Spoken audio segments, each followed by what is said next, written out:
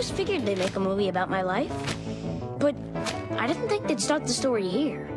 Because seriously, who wants to see a movie about a kid who's stuck in middle school with a bunch of morons? Well, that's how fans met the movie version of Greg Heffley, the main character from the popular book series Diary of a Wimpy Kid. Author Jeff Kinney writes and illustrates the children's books about an awkward and sometimes sneaky middle schooler. The books have sold more than 180 million print copies worldwide. He's earned the #2 spot on the 2016 Forbes highest paid authors list. Tomorrow, the series' 11th book, Diary of a Wimpy Kid, Double Down, will be released, and Jeff Kinney is with us. Jeff, good morning. Congratulations. Yeah. Yes. Thanks. I think we've got the whole collection in our house, so we're fans in our house. But I didn't know that you had originally wanted to write this for adults.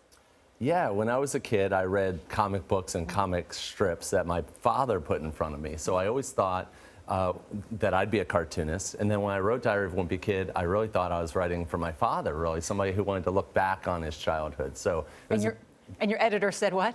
my editor, my publishing house said, you know what, we think you've written a children's series.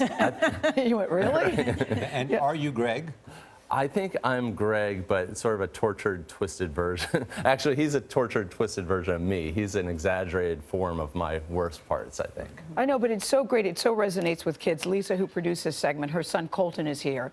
Colton, by the way, has never been to this program. We've had many other famous people, but you're in today and Colton is here. You walk in the room and his mouth falls open. What is it that you were trying to connect with kids? Because Greg is sarcastic, but he's not a wise ass, which I think is really fun to read. Yeah, I think that Greg is just a normal kid. He's got plenty of flaws. In fact, he's maybe he is less flawed than I was as a kid. I'm really just trying to look at childhood from every possible angle, and Greg is sort of the avatar. He's just the the guy who's representing all kids in my mind. But when you first started, the Harry Potter books were big, and you were thinking, I can't be like that, or I need to do something else. When I was writing Diary of a Wimpy Kid, I was reading Harry Potter, and I realized that Harry, he's an underdog, but he's really not in some ways. He's brave, he's famous, he's magical, he's powerful, he's a good athlete at Quidditch.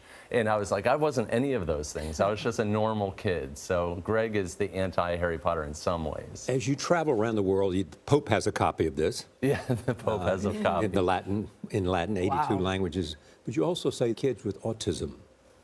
Yeah, Affect you the most. I have found that kids who have autism or dyslexia, that they really take to my books. And I think that what it is that these pictures in the books, they give the kids little islands to swim to, and the pictures provide context. Even the Pope, if he's learning Latin, he can look at the picture and read the text, and he gets some context from that feedback.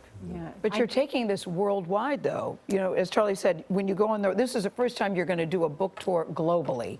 Yeah, actually, Right. we started that book tour last year, and we're continuing it this year. But we went to Brazil, China, Australia, Latvia, Romania, and this year we're going to India, Korea, Israel, all over the world. It's really gratifying. So the message resonates outside, even though you're not American. There are a lot of wimpy people all around the world. Is that what you're finding? Yeah, if I'm standing in front of a crowd in Brazil, I say, what is it about this book that's about really an American kid that resonates? And I think it's that that childhood is a universal condition, really, is that most kids have parents and siblings and pets and homework and teachers. These are the stories of childhood. Why did you and your wife decide to open up a bookstore? We decided to open up a bookstore because we wanted something really nice in the middle of our community. And now we have an unlikely story in Plainville, Massachusetts, and each week we have national or internationally known authors visiting us, and it's extremely edifying. Our lives are really enriched, and the greater community is also very enriched. That a bookstore can be a community gathering place. Absolutely. Bookstores are so vital to community. Imagine, Jeff, if that cartoonist career that you wanted in the very beginning had worked out for you. Do you ever think about that? Do you feel frustrated that it didn't go the way you planned? Clearly, you have commercial success. I get that. Yeah.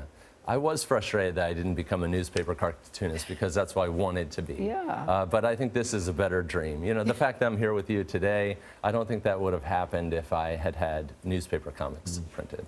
But you're in television. I mean, you're in movies, and you'll be in television as well. Yeah, we have.